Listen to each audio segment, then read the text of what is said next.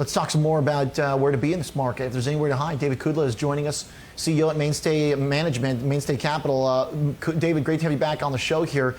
Where do you want to hide out right now? It looks like from your notes you were hiding out in long-term bonds for a while, and that has been a great play this year.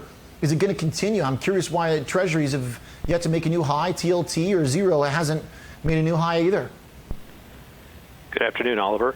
Well, we've had actually a good run with treasuries through the bear market that started at the end of February. You know, if you just look at the 1 month through the initial market sell-off through March 23rd, you know, looking at ZROZ, the ETF that is the PIMCO zero coupon bond ETF, you know, through that period, we had the S&P 500 off 35% and ZROZ, that ETF, up 15%. So certainly a good hedge through that period. Now, you know, we had some pricing dislocations. We had a little bit of rise in yields that even affected treasuries. But you know, that's been a good hedge, along with gold, and we've had some margin selling that impacted gold as well. But between our treasuries and gold, those have been pretty reliable hedges through all the carnage that's happened in stocks over the past 5 weeks. Yeah. Is the hedge still going to work? Today we see we've got a bid into the long-term bonds. The one that you look zeros is the 25 plus here, many know TLT, 20 plus. But it's weird, the last couple of days here, David, I wonder if we're starting to, I don't know, I hate to see the idea of that kind of liquidity crunch that we saw at the worst of this sell-off, but I see bonds just not even responding to stocks on the low of the day. I see gold hasn't done squat over the past 2 weeks. Right, so we have, you know, it's a question of where do we go? And we are still seeing, at least we're seeing treasuries perform. You know, if we look across the whole bond space, literally mortgage, there was, you know, we went through, it was like whack-a-mole, right, with junk bonds, with mortgage-backed securities, even investment-grade corporates just getting murdered over the past week and a half or 2 weeks. And as I said, you know, treasuries had a rise in yields. There were some pricing dislocations, but at least we're getting that performance or that diversification that we need in our portfolios. And even today, you know, we're getting a bid in gold, and we're seeing treasuries perform and provide that diversification in our portfolios with, you know, we're looking at the indexes off between 4 and 7%. The major stock index is off between 4 and 7% today. What's the risk, David, that we have a similar event where correlations return higher again and we see broad selling across these asset classes? Does there need to be another shock, a surprise from the virus, a deep reinfection in China, or an enormously bad data print? We've already gotten enormously bad data prints, so it seems like right now that's not troubling the market too much. But what in your mind could send us back to that period where it was stocks down, bonds down, gold down, Bitcoin down? That risk, is that past us for sure? No, I don't think it is. I think that concern is still very much there, and especially if we see another deep sell-off like we saw through March 23rd, we could easily see it, you know, correlations go to 1 again, where everything gets sold, especially if we get to that point where we see the deep margin calls, the huge margin calls, where investors are looking through their portfolio, and it's not sell what they want, but sell what they can, and that, you know, that's when they dip into their gold, even dip into treasuries, and they're not selling what they want. They're selling what they can, and you know that is a concern.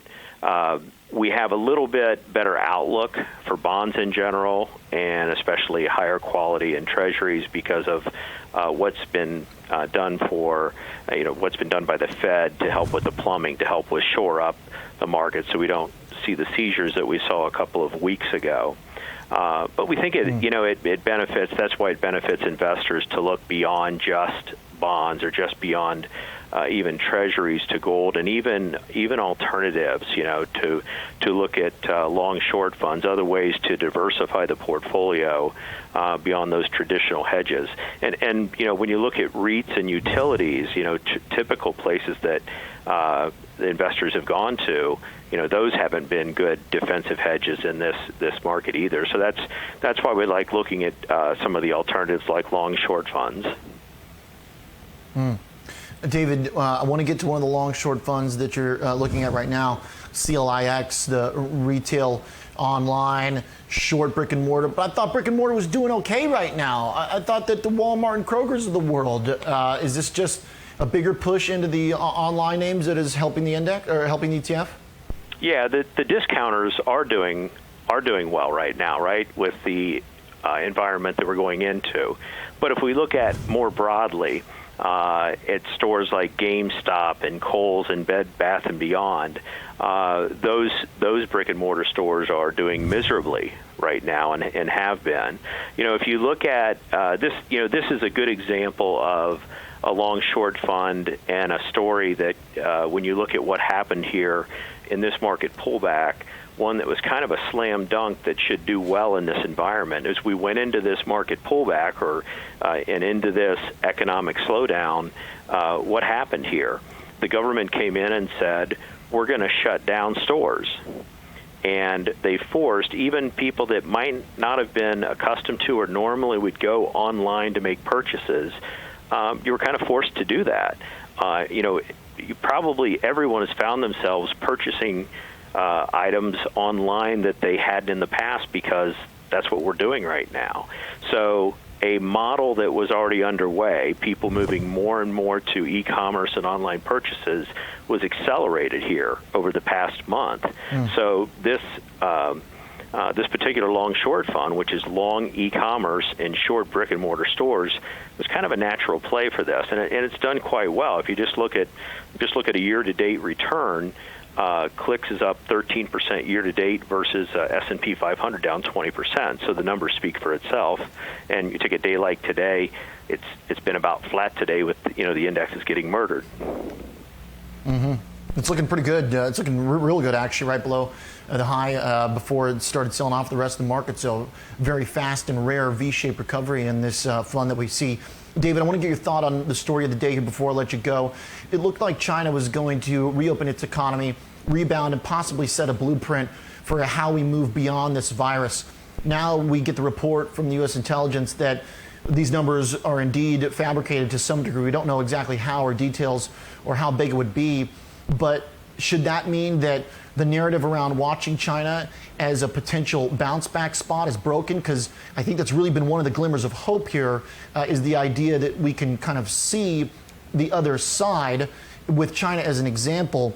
Does this break that example, or is this just confirming what so many suspected? I think it's just confirming what so many had suspected.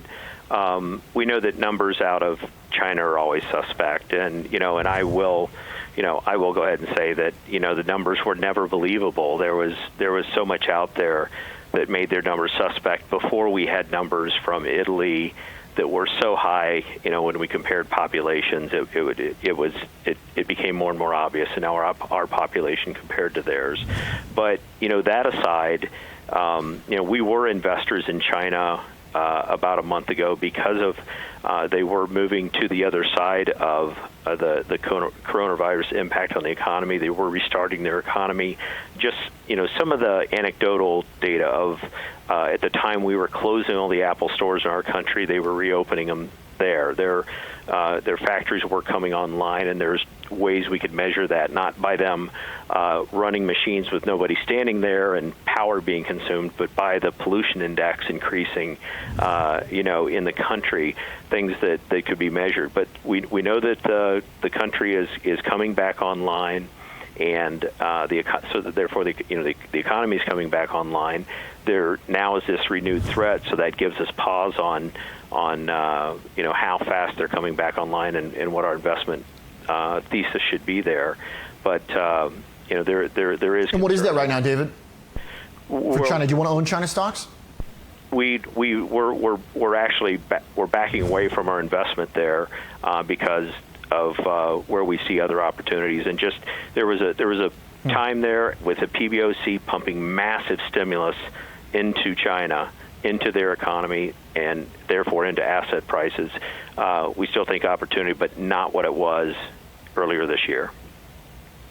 Okay. David, appreciate you joining us. As always, great to catch up, David. Looking forward to more throughout this situation in markets. Confusing, but opportunity. Clicks, pretty impressive chart. David bringing us here for one fund that can take advantage of the new dynamics for buying and consumer activity. David Kudlow, CEO and Chief Investment Strategist at Mainstay Capital Management.